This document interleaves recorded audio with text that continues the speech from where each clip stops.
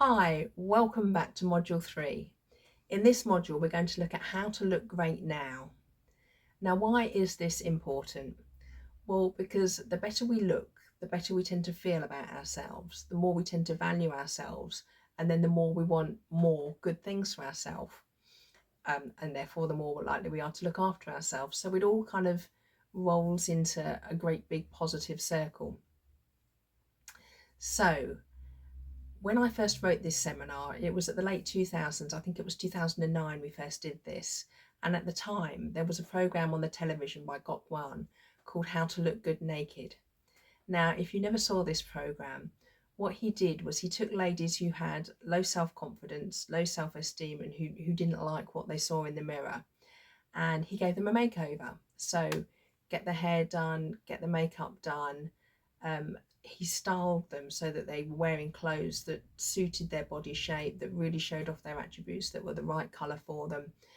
And in doing so, just made them look absolutely fantastic. And therefore, they had higher self-esteem, higher self-confidence.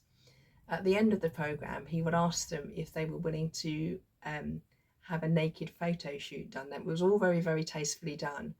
And these beautiful ladies would get these absolutely stunning photos of themselves, which at the start of the process that he went through, they probably just didn't think they could do it.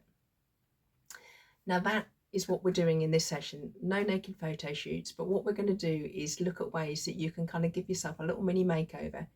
If you don't like how you look at the moment, if you do, that's great. But what can you do to improve your current level of self-confidence and self-esteem? A survey that was done showed that 67% of women don't like what they see in the mirror. Now, that is quite horrendous. Obviously, it matters what's on the inside, but, we should feel good about ourselves. We should be good when we look in the mirror. We should be able to look at ourselves in the mirror and say, yeah, I really love that person. You look absolutely fantastic. So what can you do to help yourself to feel better about what you see in the mirror? Good news, there's two things that you can control in life.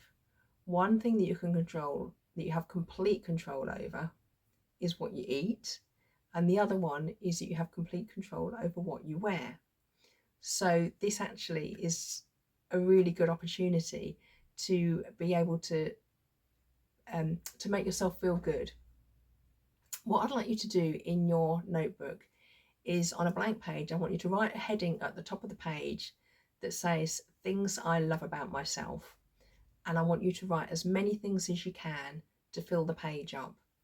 Now, obviously pause the video while you go and do this and go and have a look in the mirror. Have you got a really lovely smile? Have you got really lovely eyes? Have you got, great hair? Are you already wearing great clothes that really suit you, that really flatter you? Are you a loving person? All of these things that you really, really love about yourself. Go away and fill up a page in the book with things that you love about yourself right now. I'll see you in a moment.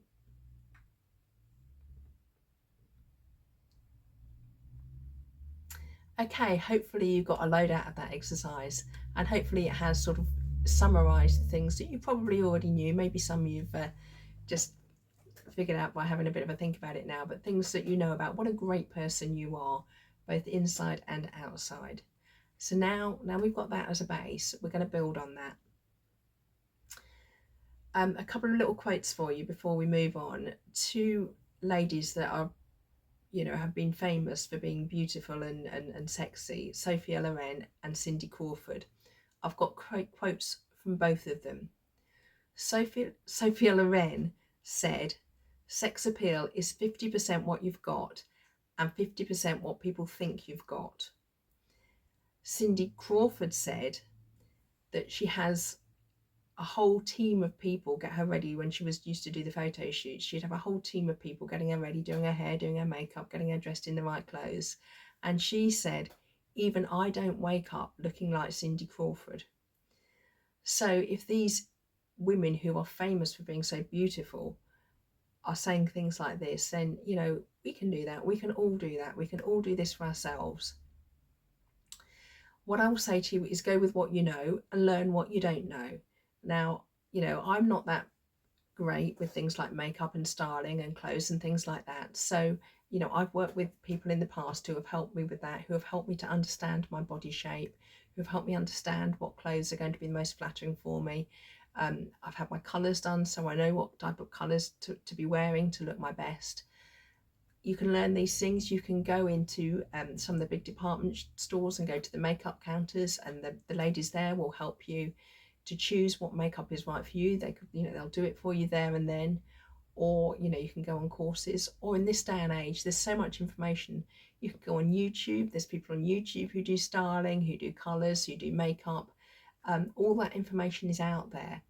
So you can do your own research for free, or if you need a bit more help, like I did, there's companies that will do courses for you or will do one-to-one consultations for you.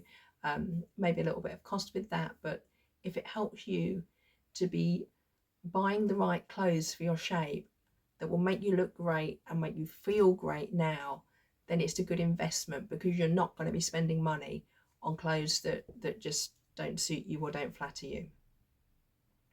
Now, something that has happened since we first started running this seminar is that people have all got a bit more casual about what they wear. I think partly that was in the COVID lockdown when we were at home and nobody was seeing us. But also, I know back when I used to go into the office, we wore a suit, and that was what was expected. And now that's not expected anymore.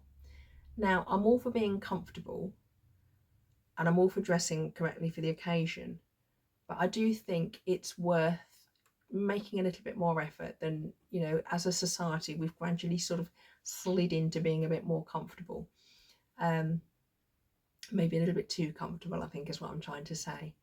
And I just encourage you to keep that on your mind. I mean, back in the day when I used to run this seminar, I would wear a dress and a jacket, and now here I am in a sort of classic white shirt.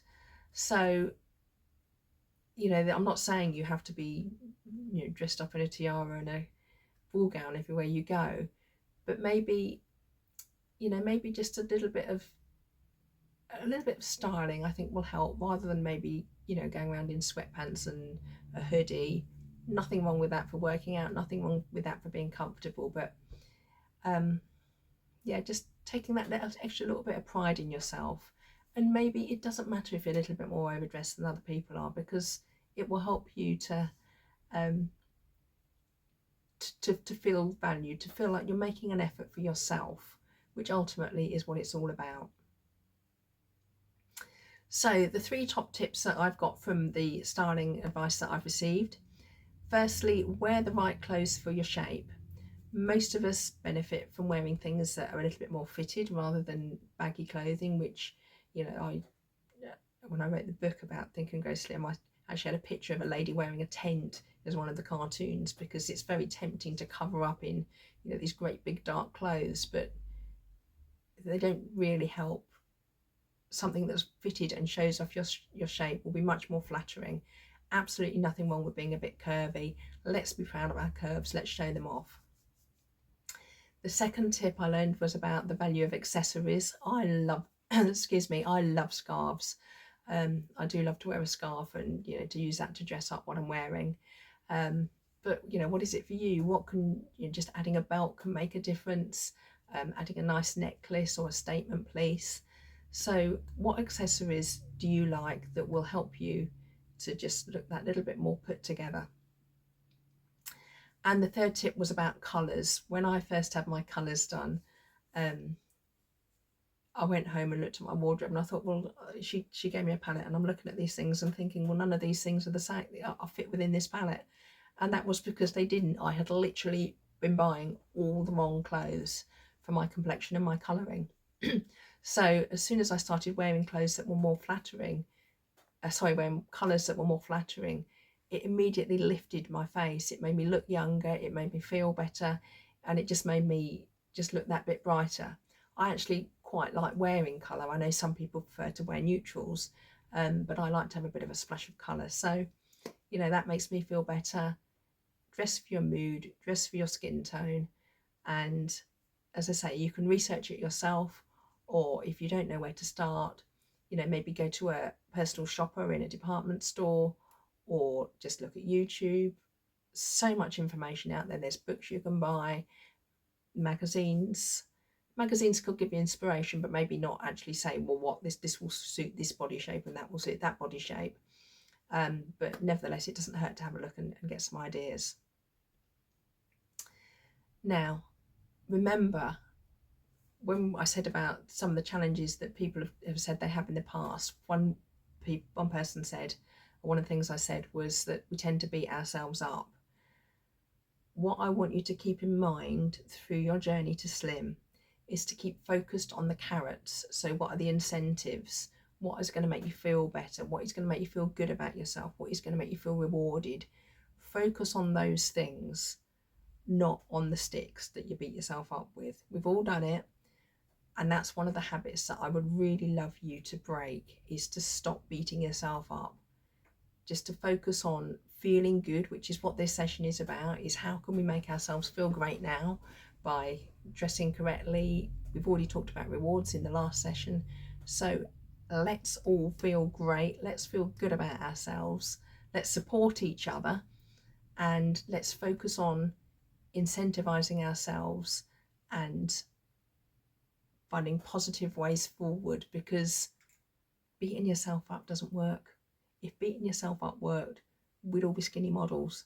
You know, we've all done it, we've all tried it, and if anything, it makes it worse, because the more you beat yourself up, kind of the more you devalue yourself, and the less likely you are to want to make the positive changes. Whereas positivity will breed more positivity. So just keep focused on those incentives, on those carrots. And the final thing I want to say in this session is just to be the best you can be right now.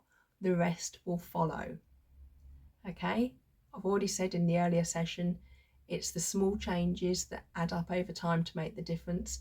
It's a learning process, so stuff will go wrong. That's a given. So just accept it when it does and think, okay, how could I have done that better? What can I do better next time? Accept your humanness. Humans, we learn from making mistakes. We need to learn from them. We need to change our habits, and we need to practice. We need to practice getting things right. So as you start to make changes, it might be you try some things that don't work, and that's fine. Just learn from it and then think, okay, what's the way forward? But just keep being positive, keep taking those little baby steps, and the results that you want will come. Okay, so that's the end of this module. In the next module, we're going to look at the wheel of life, which will help to sort of have a look at your overall, take a snapshot of your overall life and how it's going right now, and maybe identify if there's any areas that aren't working for you that might be causing some of the overeating. So I look forward to seeing you there. If you'd like to print off the handout that we're going to be using before we go on to the next session, then we can fill that in as we go along. Okay, I look forward to seeing you there.